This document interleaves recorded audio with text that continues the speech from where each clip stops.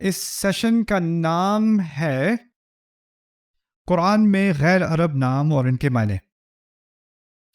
قرآن میں تقریباً 65 نام ہیں، الفاظ ہیں جو عربی کے نہیں ہیں۔ لوگوں کو اس بات میں کوئی کنفیوژن ہو جاتی ہے کیونکہ اللہ تعالیٰ نے کہا ہے اِنَّا أَنزَلْنَاهُ قُرْآنًا عَرَبِيًّا لَعَلَّكُمْ تَعْقِلُونَ، ہم نے عربی قرآن نازل کیا۔ تو اگر عربی قرآن ہے تو اس میں غیر عربی کے الفاظ کیوں ہیں؟ دیکھیے ابھی میں کون سی زبان استعمال کر رہا ہوں؟ اردو۔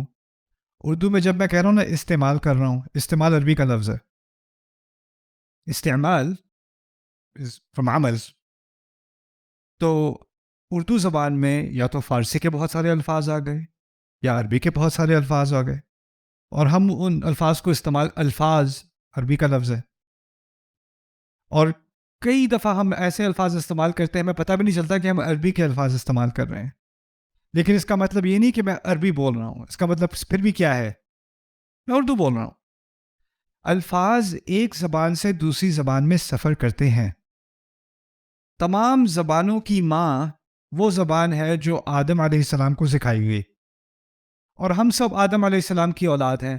آدم نے اپنی اولاد کو سکھائی، انہوں نے اپنی اولاد کو سکھائی، انہوں نے اپنی اولاد کو سکھائی، یعنی ان تمام زبانوں کی ایک اصل ہے، اور کیونکہ اصل ایک ہے تو زبانیں جب پھیلتی ہیں تو ایک ہی لفظ مختلف کلچرز میں جا کر سفر کرتا ہے، ٹریول کرتا ہے۔ اور اس کا مطلب یہ نہیں ہوتا کہ اگر کوئی لفظ انگلش میں، بس ویسے تو انگلش میں بھی عربی کے الفاظ ہیں، انگلش میں بھی ہیں، جیسے انگلش میں نیوی کی ایک پوزیشن ہے admiral, admiral like a navy admiral, وہ عربی سے امیر البحر سے ہے، امیر البحر، وہ بن گیا ایڈمرل۔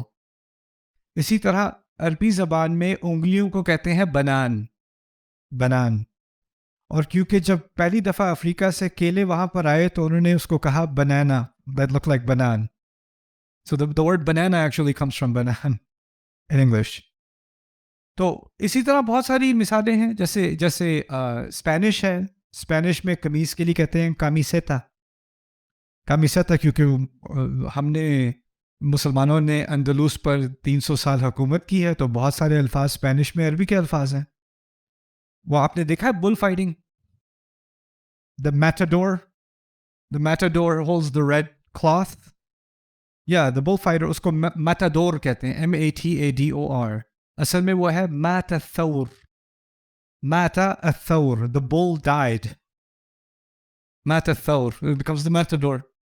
الفاظ ایک زبان سے دوسری زبان میں سفر کرتے ہیں۔ دوسری بات، قرآن نے صرف عرب سوسائٹی کی بات نہیں کی، قرآن نے مصر کی بات کی جو عرب نہیں ہے، قرآن نے بنی اسرائیل کی بات کی جو عرب نہیں ہے، قرآن نے ابراہیم علیہ السلام کی بات کی جو عرب نہیں ہے، اوروں کی، آدم علیہ السلام کی بات کی، وہ تو تمام نسلوں سے پہلے، ان کو عرب کیسے کہتے ہیں؟ تو قرآن میں فورن افیئرز ہیں کیونکہ فورن ایشوز ہیں تو فورن الفاظ تو آنے ہیں، کیونکہ وہ سبجیکٹ ہے قرآن کا، اس میں وہ چیزیں آنی ہیں۔ تو الفاظ بہت سارے ہیں قرآن میں جن کی اصل عربی نہیں ہے۔ اس کی ایک آخری مثال میں آپ کو بتاتا ہوں۔ میں جب کالج میں تھا تو میرا ایک دوست تھا جس کے ساتھ میں کالج روم میٹ تھا، مارک۔ مارک NYU جاتا تھا ڈینٹل اسکول، میں بروک جا رہا تھا بزنس اسکول، تو وہ مسلمان ہو گیا تھا۔ ہی از اوریجنلی فرام مشیگن، اور وہ از وائٹ، ویری وائٹ، وہ سفید دیوار کے ساتھ کھڑا ہو جائے نظر نہیں آتا، اتنا گورا ہے وہ۔ خیر، ہی بیکیم مسلم، تو اس کو کسی نے کہا کہ تم نا اپنا مسلمان نام رکھو، اب مارک نہیں چلے گا۔ حقیقت یہ ہے کہ مارک میں کوئی غیر اسلامی بات نہیں ہے، ہی could be Mark and be Muslim, no problem، لیکن کسی نے کہا نہیں اب تمہیں ایک مسلمان نام رکھنا پڑے گا۔ تو اس نے کہا چلو میں ایسا نام رکھتا ہوں جو میرے نام کے معنی کے مطابق ہو۔ تو مارک کا معنی انگلش میں تو کوئی ہے نہیں، لیکن مارک اصل میں آئرش نام ہے، اور from marks which is from Celtic Irish، اور اس میں اس کا معنی ہے جنگجو، واریر۔ تو وہ امام کے پاس گیا، یہ نام کا معنی ہے میرا، تو اس کا نام رکھ دیا محارب۔ محارب کہتے ہیں جنگ کرنے والا۔ تو اس نے کہا that's a little extreme، کہتے ہیں چلو اس کے قریب نام رکھ لیتے ہیں، اسامہ۔ تو مارک کا نام ہو گیا اسامہ۔ اور 2000 میں مارک کے ساتھ موو ہو گیا جون میں. اور بعد میں 9/11 کے بعد اب میرا روم میٹ تھا اسامہ نیو یارک میں. تو پھر میں نے اس کو اسام مارک کہنا شروع کر دیا. خیر، قرآن میں جو غیر عرب نام ہیں ان کی تھوڑی سی مثالیں لیتے ہیں.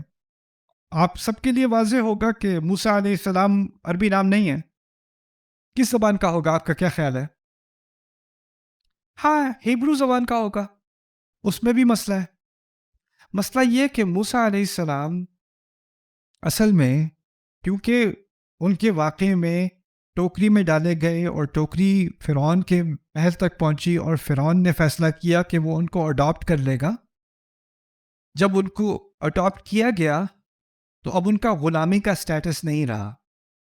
اور بچے کا نام کون دیتا ہے؟ باپ یا ماں؟ اب اس نے باپ کا ایک رول لے لیا نا فرعون نے. تو فرعون کیا اپنے پرنس کو غلاموں کی زبان میں نام دے گا یا اپنی زبان میں نام دے گا؟ ایجپشن میں نام دے گا اس کو. ان کی ماں نے ان کو نام نہیں دینا. ان کی ماں تو اب ان کی جو ایک طرح سے سرونٹ ہیں جن کو بلایا گیا ہے، ان کے پاس وہ اقتدار نہیں ہے کہ وہ موسیٰ علیہ السلام کو اپنا نام دیں. اصل میں نام موسیٰ علیہ السلام کا مصری زبان سے آ رہا ہے. اچھا، مزے کی بات یہ ہے کہ یہودیوں کے ہاں سمجھا جاتا ہے کہ ان کا نام عبرانی زبان سے، ہیبرو سے ہے. ہیبرو میں موسیٰ کو کہتے ہیں موشے. موشے موشے دو الفاظ کا جوڑ ہے، مو اور شے. مو اس طرح ہے جیسے عربی میں ہے ماء، لائک ماء زمزم. ماء کیا ہوتا ہے عربی میں؟ پانی. شے ہیبرو میں، عبرانی میں جیسے عربی میں ہے شیء. شیء کیا ہوتا ہے؟ چیز. مو شیء کہتے ہیں کوئی چیز پانی میں. پانی میں کوئی چیز. یہ کس کی طرف اشارہ ہے؟ قصے کی طرف. وہ ان کے ہاں یہ رائے ہے. لیکن اس سے زیادہ قوی رائے یہ ہے کہ اس کا معنی ہیبرو نہیں ہے، عبرانی نہیں ہے. اس کا اصل معنی کہاں سے آ رہا ہے اس لفظ کا؟ مصری زبان سے. مسئلہ یہ تھا کہ مصری زبان قرآن کے آنے تک مصری زبان کو مرے ہوئے 3 سے 4 ہزار سال ہو چکے تھے.